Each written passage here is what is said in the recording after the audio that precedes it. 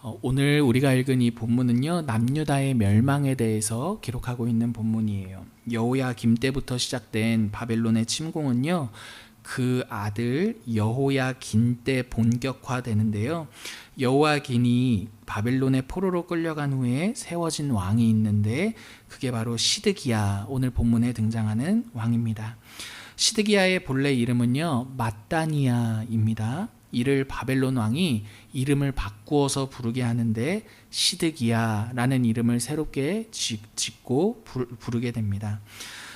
우리가 아는 것처럼 다른 나라의 왕이 그 나라 왕의 이름을 이렇게 지어준다라는 것은 자신의 통치 아래 두겠다라는 것을 의미합니다. 바벨론의 통치 아래 있었던 시드기야는요, 약 9년 정도 되었을 때 바벨론을 배신하고 애굽을 의지합니다. 그 결과가 바로 오늘 우리가 읽은 1절부터 7절의 내용입니다. 어떠한 내용입니까? 바벨론 왕이요, 이것 봐라, 나를 배신해 라며 예루살렘으로 올라와 둘러싸고 포위하여 모든 것들을 차단하게 되는 것입니다. 그러니까 자연스럽게 먹을 양식도 끊어지게 됩니다. 그러니 자연스럽게 성 안에 있던 백성들이 탈출을 하는데요, 그 틈에 시드기야, 이 남유다의 왕도 함께 도망갑니다. 그런데 도망가는 것도 잠시, 바로 바벨론 군대에 잡혀서요, 바벨론 왕 앞에 세워지는 것, 오늘 우리가 읽은 본문의 내용입니다. 6절 같이 한번 읽어보실까요? 6절입니다. 그들이 왕을 사로잡아 그를 리블라에 있는 바벨론 왕에게로 끌고 가매 그들이 그를 신문하니라. 도망가던 시드기야가요, 바벨론 군대에 잡혔습니다. 그리고 끌려가서 바벨론 왕 앞에 세워지게 되었습니다. 그 이후에 굉장히 잔인한 일을 겪게 되는데요, 어떤 일입니까? 자신들이 보는 눈앞에서 아들들 둘이 죽임을 당합니다. 그 뒤에는요, 시드기야가 눈을 뽑힙니다. 시드기야의 눈이 뽑힙니다. 이 일이 너무나 잔인한 거죠. 왜 잔인합니까? 눈으로 본 마지막이 뭐예요? 자식들의 죽음인 거죠. 그러니까 굉장히 잔인한 일을 당하게 되었다라는 것이죠. 이렇게 바벨론은요, 아주 처참하게 남유다를 짓밟아 버렸고요, 어떠한 기대도 할 수 없을 정도로 남유다에게 완전한 멸망을 선언한 것입니다. 남유다의 마지막 왕에게 어떠한 소망도 찾을 수 없이 잔인한 일을 행하고 난 뒤에 바벨론으로 끌고 갔다라는 것이죠. 여기까지의 이 내용을 한번 생각해 볼 때, 시드기야가 눈이 뽑히고 포로로 끌려갔다라는 것은 단순히 안 됐다, 아유 이런 안타까운 일이 있었구나, 이 정도의 일이 아닙니다. 왜냐하면 남유다에게는요, 그들이 기억하는 약속 하나가 있었는데 바로 하나님께서 다윗에게 하신 약속이었습니다.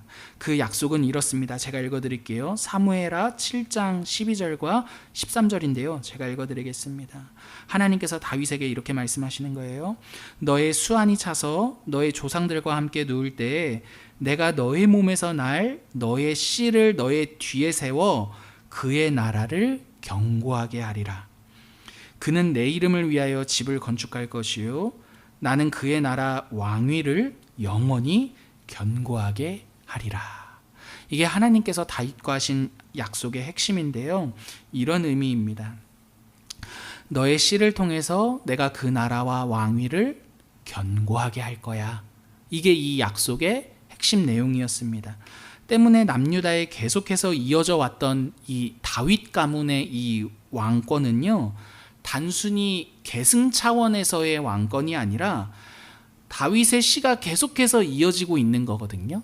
그러니까 그 왕권을 통해서 남유다와 이스라엘 백성들이 기억하는 것은 무엇이냐면, 하나님이 우리와 다윗과 약속하셨고 그 약속을 이어가시는구나 라는 게 다윗의 자손들이 계속해서 남유다의 왕으로 세워지는 내용이었다라는 것이죠.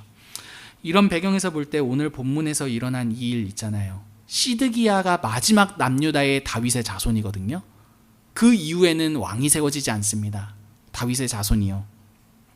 그러니까 때문에 이 시드기야가 포로로 끌려가는 이 장면은요, 시드기야가 포로로 끌려가는구나, 또는 남유다가 멸망했구나, 이 정도의 사건이 아니었다라는 것입니다. 남유다와 이스라엘 백성들의 입장에서 하나님이 다윗과 맺으신 언약과 약속을 생각해 볼 때 이런 질문을 던지게 만드는 게 오늘의 본문인 거죠. 어떤 질문입니까? 그럼 하나님의 약속은 어떻게 되는 거야? 하나님이 다윗과 분명히 너의 집안과 너의 자손을 통해 그 나라와 왕위를 견고하게 하겠다고 약속하셨는데, 그럼 시드기야가 포로로 끌려가고 이제 더 이상 다윗의 자손이 없고 우리의 왕은 다윗의 자손이 아닌데 바벨론 왕인데 이거 하나님의 약속은 어떻게 되는 거야? 이런 질문이 남게 되는 사건이 바로 남유다의 멸망이요 시드기야가 끌려가는 사건이었다라는 것입니다. 이 질문은요 남유다로 하여금 이런 낙심과 불안을 갖게 하는 거예요. 우리의 불의함으로 하나님과의 약속은 이제 끝이 났구나 라고 말입니다. 사랑하는 성도 여러분, 우리가 신앙생활을 할 때요 우리도 모르게 자연스럽게 기독교에 대해서 갖게 되는 입장은요 우리가 얼마나 하나님께 잘하느냐에 있습니다. 물론 여러분, 우리가 하나님께 잘하는 거 굉장히 중요합니다. 그런데 이런 입장에서 성경을, 특별히 오늘 본문을 읽는다면 우리는 그저 오늘 본문을 시드기야가 잘못해가지고 이 모양 이 꼴 되었구나, 우리는 시드기야처럼 살지 말아야지, 이 정도 교훈밖에 얻지 못할 것입니다. 하지만 여러분, 기독교 신앙의 핵심은요 우리가 하나님께 얼마나 잘하느냐에 있는 것이 아니라, 그럼에도 불구하고 우리가 아무리 바보 천치와 같을지라도 그럼에도 불구하고 하나님께서 우리에게 얼마나 잘해주시는가에 있다라는 것입니다. 그게 오늘 열왕기 이 전체 상하의 주제이며 오늘 우리가 읽은 본문이 우리에게 하고자 하는 메시지가 된다라는 것이죠. 시드기야 왕의 이 실패는요 사실 우리의 실패입니다. 큰 그림에서 볼 때 북이스라엘과 남유다의 이 이스라엘의 전체의 실패는요 사실 우리의 실패입니다. 여러분, 열왕기 상과 열왕기 하를 통해서 성경이 계속하는 말은 무엇이냐면 왕들의 반복되는 실패이거든요. 그게 설령 다윗이라 할지라도요 다윗도 실패합니다. 그렇게 왕들의 실패를 반복적으로 집요하게 기록해둔 이유가 있다라는 거예요. 그 실패 속에서 그럼에도 불구하고 하나님은 자신의 백성을 위해 어떤 일을 하셨는지, 그 일을 통해 하나님이 어떠한 분이신지를 알아라 라는 게 열왕기의 주제다라는 것입니다. 사랑하는 성도 여러분, 기독교 신앙은요 내가 얼마나 착하게 행동할 것인가, 여러분 거기에 핵심이 있는 것은 아닙니다. 물론 착하게 행동하는 것, 선하게 행동하는 것 중요합니다. 하지만 그보다 더 우선시되는 기독교 신앙만의 독특한 점이 있다면 우리의 반복되는 실패 속에서도 하나님이 포기하지 않으시고 우리 인생에 이루어 가시는 일들이 있다라는 게 바로 기독교 신앙의 아주 독특한 핵심이다라는 것이죠. 여러분, 오늘 본문을 생각해 보십시오. 하나님께서 다윗과 약속하셨습니다.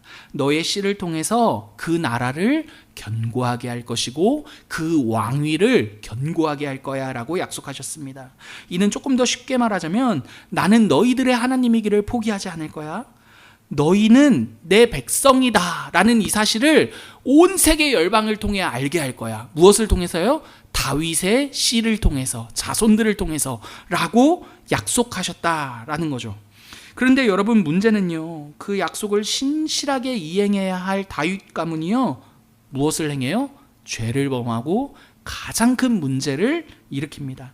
이 약속에 반대되는 일만 하더라는 거예요. 그게 뭐예요? 열왕기 상하의 내용이라고요. 하나님 보시기에, 왕들을 보니 하나님 보시기에 악을 행합니다. 그러다가 결국에 어떻게 됩니까? 오늘 본문에 나와 있듯이 마지막 왕까지 바벨론의 포로로 끌려가게 되더라라는 것입니다.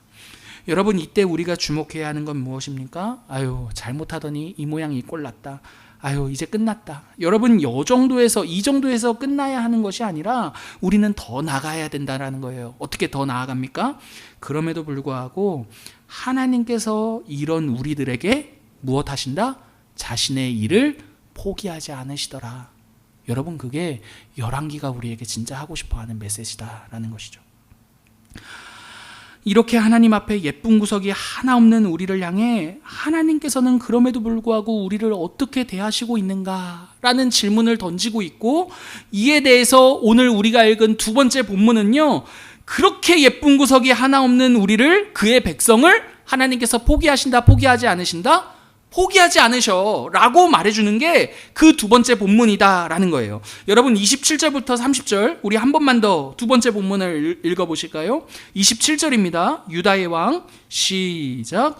유다의 왕 여호야긴이 사로잡혀 간 지 37년 곧 바벨론의 왕 에윌브로닥이 즉위한 원년 그달 27일에 유다의 왕 여호야긴을 옥에서 내놓아 그 머리를 들게 하고 그에게 좋게 말하고 그의 지위를 바벨론에 그와 함께 있는 모든 왕의 지위보다 높이고 그 죄수의 의복을 벗게 하고 그의 일평생에 항상 왕의 앞에서 양식을 먹게 하였고 그가 쓸 것은 날마다 왕에게서 받는 양이 있어서 종신토록 끊이지 아니하였더라. 여러분 이 두 번째 본문은요, 비록 남유다가 포로로 끌려가서 망하는 것 같아 보이기는 하지만 그럼에도 남유다의 왕이었던 누구를 클로즈업합니까? 여호야긴을 주목하고 우리들에게 보여줌으로써 하나님의 약속이 끝났다 끝나지 않았다? 야, 끝나지 않았어 라는 것을 말해줍니다. 여러분 이게 무슨 말입니까? 우리의 불의함에도 이 약속을 포기하지 않으시는 분이 계시다라는 거예요. 그게 누구이십니까? 하나님이시다라는 게 오늘 이 마지막에 굳이 포로로 끌려갔음에도 불구하고 남유다의 왕 여호야긴을 주목하며 끝내고 있는 목적이다라는 것이죠. 여러분 우리가 하나님의 손을 한번 보십시오. 생각해 보십시오. 여러분 제가 이 장면을 묵상할 때 이런 생각이 떠올랐습니다. 제가 아들이 둘이 있는데 아들들의 손을 잡고 마트를 갈 때마다 제 아들들은요 막 손을 잡기도 했다가 놓기도 했다가 난리 부르스를 칩니다. 근데 보통은 놓쳐. 막 답답하다고 자기 혼자 가겠다고. 근데 도저히 놓을 수 없을 때가 있습니다. 차가 지나간다거나 오토바이가 지나가는 길이라면 아무리 자녀가 손을 놓아도 절대로 놓을 수 없는 게 부모의 입장입니다. 여러분 하나님과 우리 사이도 마찬가지다라는 거예요. 한번 생각해 보십시오. 여러분 우리가 인생 살 때 하나님 손 잡을 때도 있지만 사실은 놓고 살 때가 너무 많습니다. 어떤 때는요 잡았다가 놨다가를 반복하기 귀찮아서 이게 반복되다 보니까 아예 놓고 살 때가 있기도 합니다. 근데 여러분 중요한 게 무엇입니까? 누가 우리의 손을 놓지 않으십니까? 하나님이 놓지 않으신다는 거예요. 여러분 부모가 자녀의 손을 지나가는 차와 자동차 사이에서 절대로 놓을 수가 없듯이 우리가 아무리 하나님의 손을 놓아도 하나님 편에서 붙들고 절대로 놓을 수 없는 손이 우리를 붙드신 하나님의 손이다라는 것입니다. 여러분 그게 바로 오늘 본문이 남유다가 망했음에도 불구하고 여전히 다윗의 자손을 남겨두심으로써 하나님의 약속을 이어가시더라. 누가요? 하나님 자신이. 여러분 오늘 본문이 우리에게 말해주는 내용입니다. 여러분 이 11개의 이 전체적인 내용을 좀 한번 정리하면 좋겠어요. 여러분 이스라엘의 왕들의 이야기, 이 왕들의 이야기를 통해서 우리가 알 수 있는 것은요 단순히 권성징악이 아닙니다. 물론 하나님을 떠나 사는 인생 분명히 문제가 있는 삶입니다. 근데 그것보다 더 중요한 게 있다라고 말해준다는 거예요. 뭐요? 떠나는 우리를 보는 것 그 이상으로 떠났음에도 불구하고 우리를 끝까지 붙드시는 누가 계시다? 하나님이 계신다. 여러분 기독교 신앙의 관심은 여기에 있다라는 것이죠. 그래서 11개를 끝내면서요 우리가 기억해야 할 한 가지 사실이 있다면 우리의 진짜 왕은 하나님이시다라는 사실입니다. 왕들을 통해 진짜 왕이 누구인지를 보라는 거죠. 너희를 포기하지 않으시는 하나님이 너희들의 진짜 왕이야 라고 말이죠. 여러분 하나님께서 왜 우리들의 왕이 되시는지 한번 생각해 보십시다. 여러분 우리는 하나님께 불의하지만요 하나님께서는 끝까지 우리에 대해서 책임지시는 분이십니다. 여러분 하나님이 우리의 왕이시라는 의미가 책임적인 의미가 있다라는 거예요. 여러분 어느 단체나 직원에 대해서 끝까지 책임지는 리더는요 존경받고 훌륭한 리더입니다. 만약에 직원이 잘못했어요. 근데 리더가 직원의 잘못을 책임지지 않고요 직원이 잘못한 거예요. 나는 모르는 일입니다. 여러분 만약에 리더가 이렇게 말한다면 그 리더는 절대로 훌륭한 리더라고 말할 수가 없는 거죠. 여러분 하나님께서 우리의 왕이시다라는 말은요 바로 이렇게 하나님께서 우리를 끝까지 책임지시는 리더라는 말입니다. 여러분 하나님은요 우리가 설령 잘못했다 하더라도 어이구 네 엿보고 네가 책임져라 이렇게 말씀하시는 분이 아니라요 우리의 잘못을 대신해 자신이 끝까지 끝까지 책임지시는 자리에 서시는 하나님이시다라는 것입니다.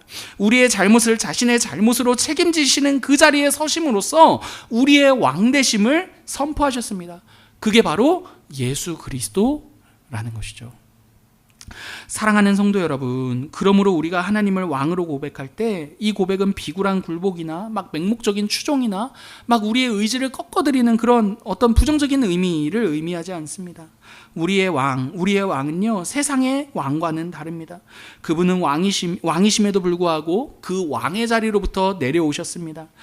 그분은요, 이 세상을 다스리시는 강력한 힘을 가지신 왕이시지만 우리를 위해서는요, 철저히 약해지는 종의 자리, 그 십자가에 달리셨습니다. 예수 그리스도, 우리의 왕 되신 그분은요, 우리가 책임질 수 없는 우리의 죄의 값을 자신이 지시기 위해 십자가에 달리셨습니다. 그리고 그분은 우리를 대신해 죽음에게 모든 값을 지불하시고요, 우리를 영원한 생명 한가운데 살게 하셨습니다. 그러므로 우리가 예수 그리스도를 우리의 왕이라고 고백할 때요, 이 고백은 강압적인 고백이 아니라 우리의 삶을 그분께 맡겨드린다. 주님, 우리의 삶에 당신의 책임을 다하여 주세요. 여러분, 그 고백이 바로 주님이 우리의 왕이십니다 라는 고백이다라는 것이죠. 말씀을 마치겠습니다. 여러분, 우리가 우리의 삶을 한번 보니까요, 우리가 지나온 우리의 삶을 한번 돌이켜 볼 때요, 여러분, 우리의 삶은요, 절대로 우리가 하나님께 한 만큼 받지 않았습니다. 여러분, 그렇게 하지 못했음에도 받았다는 게 하나님께서 우리에게 베푸신 은혜이죠. 만약에 우리가 잘한 만큼만 받는, 하나님을 대할 때 잘한 만큼만 받는 게 하나님과 우리 사이의 관계였다면 여러분, 우리 삶에는 절대로 받을 만한 게 하나도 없었을 것입니다. 무엇보다 여러분, 우리가 하나님과 우리 사이에 우리가 한 만큼만 받는 삶이었다면 우리는 절대로 그분으로부터 그분의 아들 예수 그리스도를 받지 못했을 것입니다. 여러분, 하나님은요, 우리의 삶을 어떻게 해서든지 좋은 길로 인도하시면서요, 우리를 끝까지 책임지시는 우리의 왕이십니다. 하나님을 우리의 참된 왕으로 여기시면서요, 우리의 주어진 삶을 예수 그리스도 안에서 성령의 인도하심을 받아 살아내시는 저와 여러분 되기를 간절히 기도합니다.